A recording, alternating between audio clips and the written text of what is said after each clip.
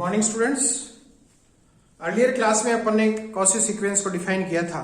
Cauchy sequence क्या होती है? तो कॉची सीक्वेंस क्या होती है, अपन ने यह भी देखा कि प्रत्येक कॉची सीक्वेंस बाउंडेड भी होती है। साथ साथ में अपन ने यह भी देखा कि यदि कोई सीक्वेंस बाउंडेड होती है, कॉची सीक्वेंस यदि है तो वो कॉची सीक्वेंस बाउंडेड होती है, और यदि वो कॉची सीक्वेंस है उसकी कोई सब सीक्वेंस यदि कन्वर्जेंट होती है तो वो खुद सीक्वेंस भी कन्वर्जेंट होगी और उसकी लिमिट भी वही होगी जो उस सब सीक्वेंस की लिमिट होगी। नाउ अपने एक विशेष स्पेशल रिजल्ट अपन इसका इस्तेमाल करते हैं, इसको प्रूव करेंगे अपन कि कॉची सीक्वेंस यदि है तो उस कॉची सीक्वेंस के लिए पर्टिकुलर रिजल्ट अपने पास आता है, और वो पर्टिकुलर रिजल्ट है अपना जिसको अपन कहते हैं Cauchy general principle of Cauchy general principle of convergence of a sequence. Important principle है अपने पास Cauchy general principle of convergence of a sequence. किसी भी सीक्वेंस को कन्वर्जेंट प्रूव करना है, और यदि वो सीक्वेंस कॉची सीक्वेंस है तो वो कन्वर्जेंट होती है तो उसकी क्या कंडीशन होती है, ये जनरल प्रिंसिपल अपन को यहां पे बताता है। अपन ने बहुत सारी प्रॉब्लम्स सॉल्व की है जिन प्रॉब्लम्स में अपन ने किसी भी सीक्वेंस को कन्वर्जेंट प्रूव किया है। तो कन्वर्जेंट प्रूव करने के लिए बहुत सारे मेथड अपन ने इस्तेमाल किए, उन्हीं में से एक मेथड अपने पास ये है जो इंपॉर्टेंट मेथड है, जिसको Cauchy general principle of convergence of sequence अपन यहां पर बोलते हैं। तो इस प्रिंसिपल की हेल्प से भी अपन किसी भी सीक्वेंस को कन्वर्जेंट प्रूव कर सकते हैं। तो वो क्या होता है, वो कन्वर्जेंट वो अपन को यहां पर देखना है। तो स्टेटमेंट ऑफ दिस वन, इस प्रिंसिपल का स्टेटमेंट क्या है? The necessary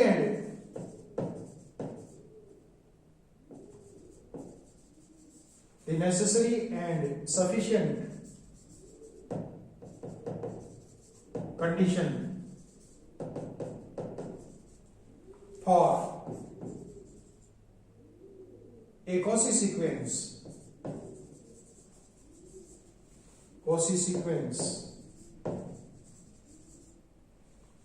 the necessary and sufficient condition for a Cauchy sequence to be convergent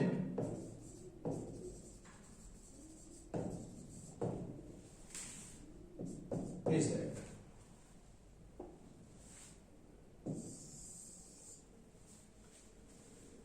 the necessary and sufficient condition for a sequence to be convergent is that for epsilon greater than 0 there exists n0 belongs to n and p greater than 1 belongs to n such that modulus of xn minus xn plus p is less than epsilon for all n greater than n0 and p belongs to n. Cauchy general principle, the necessary and sufficient condition for a sequence to be convergent is that for epsilon greater than 0 there exists n0 belongs to n, p greater than 1 such that modulus of xn minus xn plus p is less than epsilon for all n greater than n0 and p belongs to n. यहां अपन जानते हैं कि ये जो definition अपन ने यहां पर लिखी है ये तो कॉची सीक्वेंस की डेफिनेशन है। इसका मतलब ये हुआ कि यदि कोई सीक्वेंस कन्वर्जेंट है तो उसकी नेसेसरी एंड सफिशिएंट कंडीशन उसके कन्वर्जेंस होने के लिए क्या है कि वो सीक्वेंस कॉची सीक्वेंस होती है। तो यहां से इसको एक अल्टरनेटिव फॉर्म में अपन एक और इसको इस्तेमाल कर सकते हैं। वो अल्टरनेटिव फॉर्म अपन इस पर लिख सकते हैं कि a sequence is convergent if and only if it is Cauchy sequence। कोई भी सीक्वेंस यदि कन्वर्जेंट है तो वो Cauchy सीक्वेंस होगी, और यदि वो Cauchy सीक्वेंस है तो वो कन्वर्जेंट सीक्वेंस होगी। ये Cauchy का जनरल प्रिंसिपल कहलाता है, और इस प्रिंसिपल की हेल्प से अपन बहुत सारी प्रॉब्लम्स को सॉल्व कर सकते हैं। तो proof of this theorem, start with the proof of the theorem.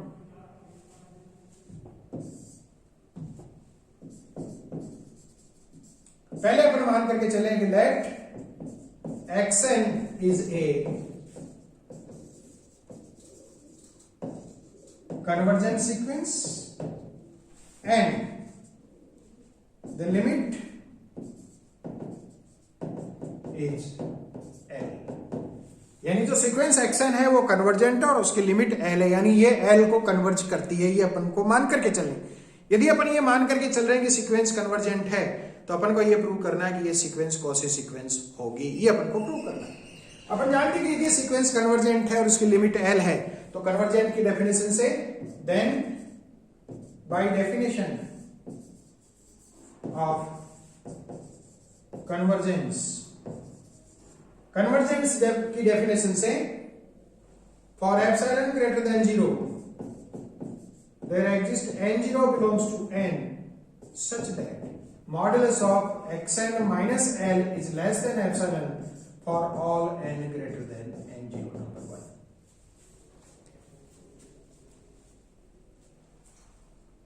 यदि सीक्वेंस xn कन्वर्जेंट है, उसकी लिमिट यदि L है तो modulus of xn minus L is less than epsilon for all n greater than n0। n उसका xn उसका कोई general पद है, तो यदि xn की लिमिट L होती है और सीक्वेंस कन्वर्जेंट है तो xn प्लस p भी कोई सीक्वेंस बनती है तो वो भी कन्वर्जेंट होगी और उसकी लिमिट भी L होगी। So also for epsilon greater than 0,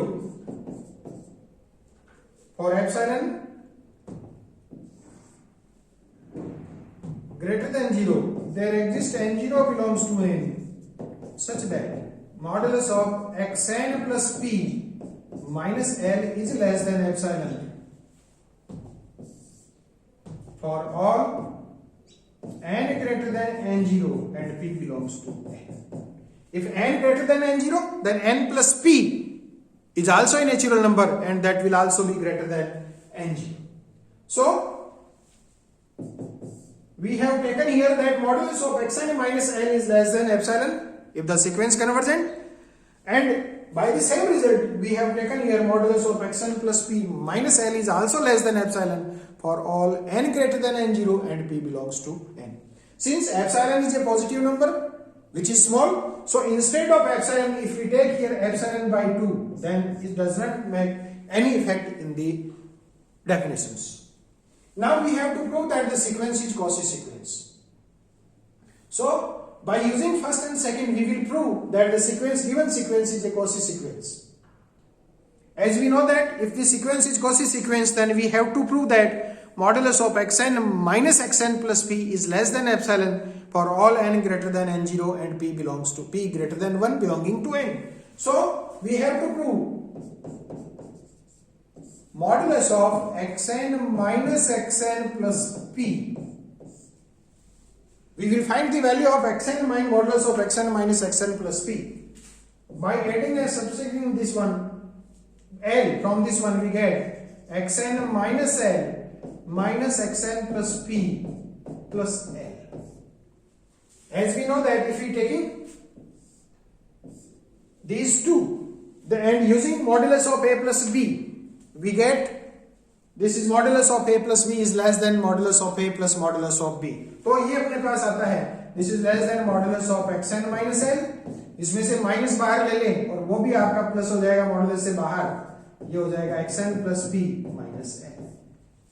upon equation first और सेकंड यूज करें तो फर्स्ट से अपन जानते हैं कि modulus of xn minus L is less than epsilon bye 2 for all n greater than n0 and modulus of xn plus p minus L is less than epsilon by 2 for all n greater than n0 and p belongs to n. So this is less than epsilon by 2 plus epsilon by 2 for all n greater than n0 and p belongs to n.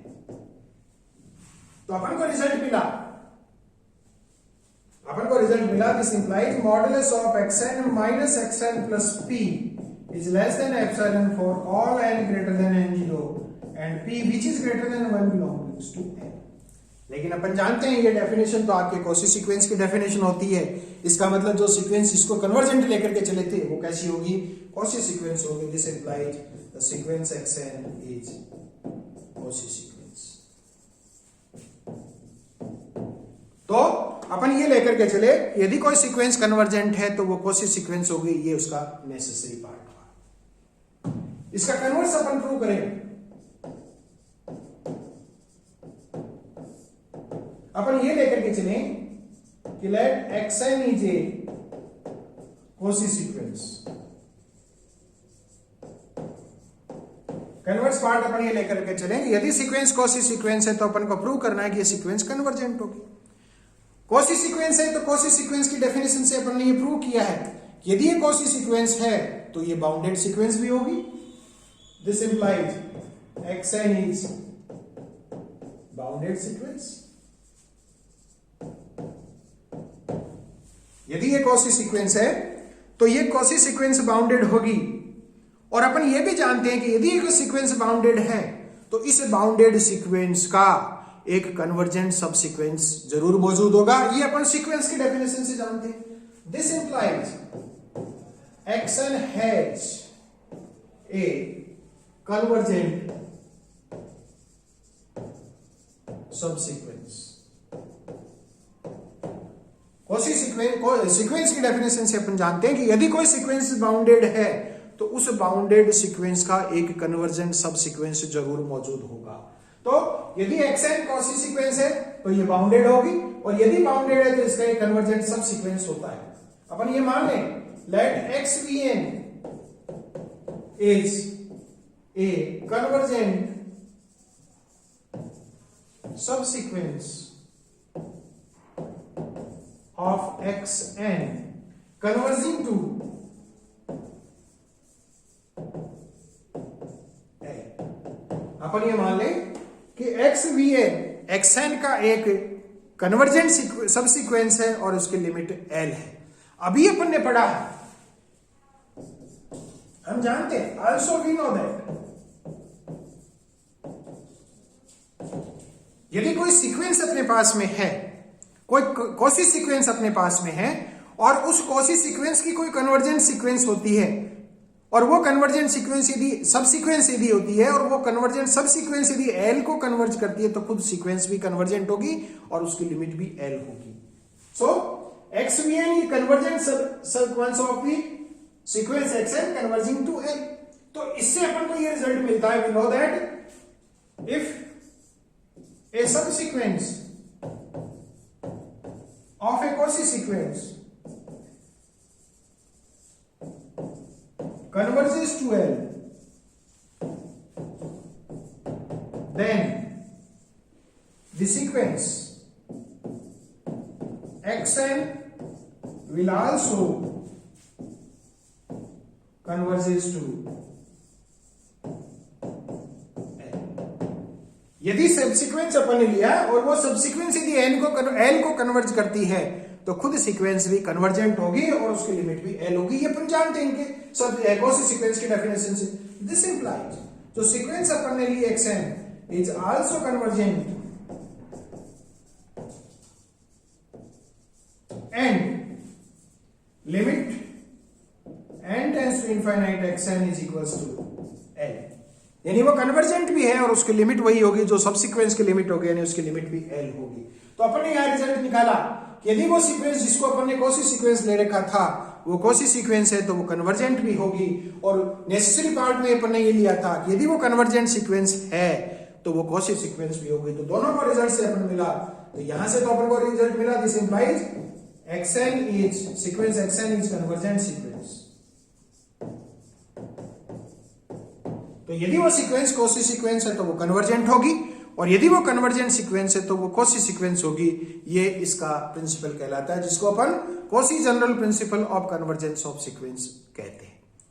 Very important principle. इस principle को इस्तेमाल करके अपन ये prove कर सकते हैं कि कोई भी सीक्वेंस कन्वर्जेंट होती है या नहीं होती है। किसी भी सीक्वेंस को यदि कन्वर्जेंट प्रूव करना है तो अपन को ये प्रूव करना है केवल कि वो सीक्वेंस कॉसी सीक्वेंस है। यदि वो कॉसी सीक्वेंस है तो इस प्रिंसिपल से अपन ये कह सकते हैं कि वो कन्वर्जेंट सीक्वेंस भी होगी। Thank you very much.